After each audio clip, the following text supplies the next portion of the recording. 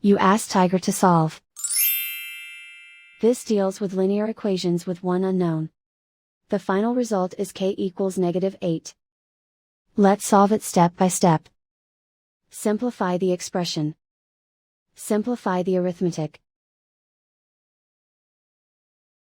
Group like terms. Simplify the arithmetic. Group all k terms on the left side of the equation.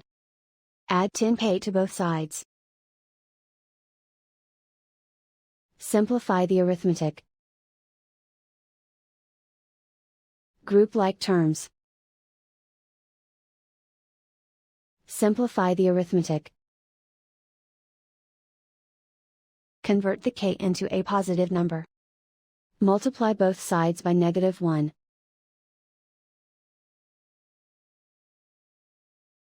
Remove the ones. Simplify the arithmetic.